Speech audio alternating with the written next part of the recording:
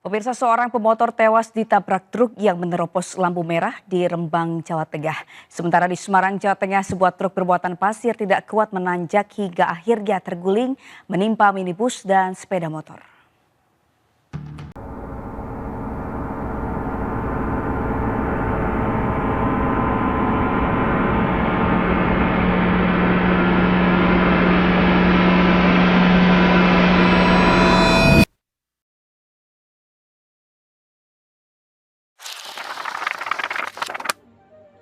Bisakah Anda bayangkan jika kita tidak menyadari resiko dari sebuah situasi, satu detik kelalaian, satu langkah yang terburu-buru bisa mengubah segalanya. Apa yang terlihat sepele untuk dilakukan namun dapat berujung pada kerugian besar. Begitupun dalam proses pengadaan, penting bagi setiap insan untuk memahami manajemen risiko dalam setiap prosesnya. Apa yang dimaksud manajemen risiko? Manajemen risiko adalah proses identifikasi, analisis, dan respons terhadap faktor-faktor yang dapat mengancam tujuan atau kelangsungan organisasi. Lalu, bagaimana sebaiknya manajemen risiko dijalankan? Resiko bisa datang kapan saja. Resiko bisa datang tanpa peringatan. Downtime mendadak, kebakaran, krisis pasar, kecelakaan, semuanya bisa menghantui bisnis kapan saja. Tentunya kita berharap dan berdoa semua itu tidak terjadi. Nah, agar risiko-risiko tersebut tidak terjadi atau paling tidak berkurang dampaknya, maka perlu kita kelola.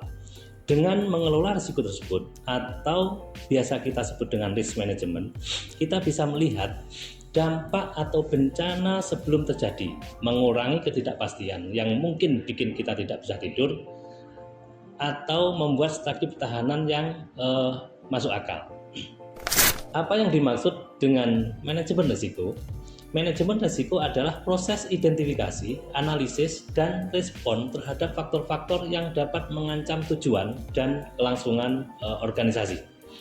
Adapun tujuan dilakukan manajemen risiko adalah untuk mencegah, mengurangi kemungkinan terjadinya dampak negatif dari risiko sambil memaksimalkan peluang. Adapun tahapan proses manajemen risiko adalah sebagai berikut. Yang pertama, kita harus bisa mengidentifikasi resikonya apa aja. Yang kedua, setelah kita bisa mengidentifikasi resikonya apa saja, kita lakukan apa yang namanya analisis dan penilaian risiko. Kira-kira risiko tersebut dalam nilai yang bahaya, terus kemudian nilai yang tinggi, sedang, atau rendah. Nah, setelah kita lakukan tahap-tahap tersebut, kemudian kita lakukan apa yang namanya mitigasi risiko. Kita lakukan langkah-langkah pencegahan agar risiko-risiko tersebut paling tidak bisa berkurang atau bahkan dihilangkan. Nah, setelah semua itu kita lakukan pemantauan dan evaluasi. Mungkin saja nanti dalam perjalanannya ada risiko-risiko baru yang perlu kita kelola lagi. Tanpa kita sadari, sebenarnya kita sudah melaksanakan apa yang namanya manajemen risiko. Sebagai contoh, misalnya setiap malam kita ingin tidur nyenyak. Tentunya kita akan mengidentifikasi faktor-faktor yang bisa membuat kita tidur nyenyak.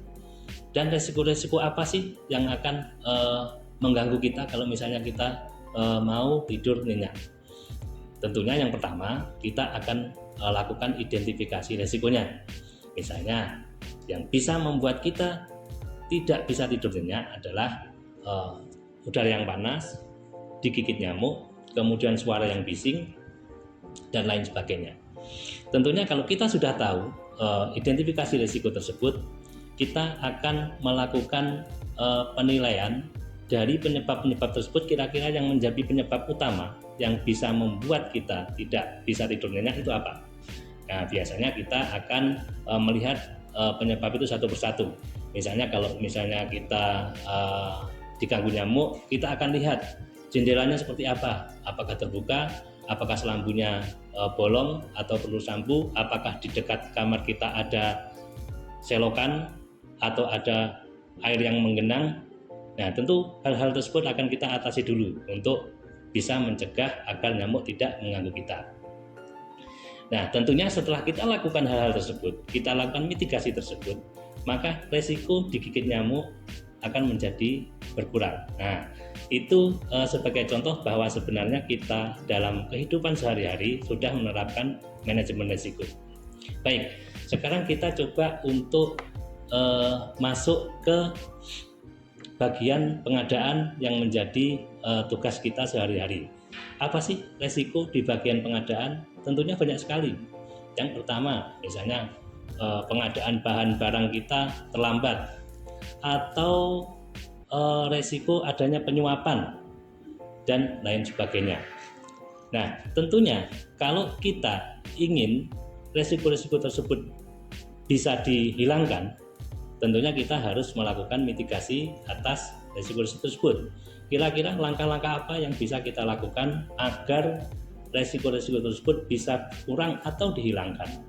Baik, sebagai contoh di bagian pengadaan barang dan jasa, manajemen resiko bisa kita lakukan. Yang pertama, melakukan identifikasi resiko. Yang pertama seperti yang saya sebutkan tadi, misalnya adanya resiko penyuapan, gratifikasi, atau fraud yang lainnya. Dari identifikasi resiko tersebut, kemudian kita analisa bahwa resiko tersebut mempunyai tingkat dampak yang tinggi, yaitu dampak terhadap hukum maupun dampak terhadap nama baik perusahaan. Nah, kemudian dari identifikasi risiko tersebut kita lakukan mitigasi. Kita biasanya di bagian pengadaan melakukan tender lewat online, lewat sebuah sistem yang dibangun untuk melakukan tender, yaitu lewat IPS atau Integrated Procurement System. Dari semua vendor yang sudah terdaftar di Integrated Procurement System atau IPS bisa mengikuti tender yang dilaksanakan sesuai dengan KBLI atau kualifikasi yang sudah ditentukan dalam konfigurasi secara online tentunya. Nah, ini akan mengurangi dampak pertemuan secara langsung antara vendor dengan panitia, sehingga kemungkinan terjadi fraud atau terjadi persekongkolan untuk memenangkan salah satu vendor bisa dihindari. Dengan menjadikan manajemen risiko sebagai budaya kerja, kita belajar untuk lebih waspada, terbuka dalam berkoordinasi, dan siap menghadapi setiap tantangan. Kita bukan hanya memastikan proses berjalan sesuai peraturan direksi, tapi juga menjaga kepercayaan, efisiensi, dan keberlanjutan perusahaan. Karena di balik setiap proses pengadaan yang rapi, ada semangat kolaborasi dan dedikasi dari setiap insan pengadaan.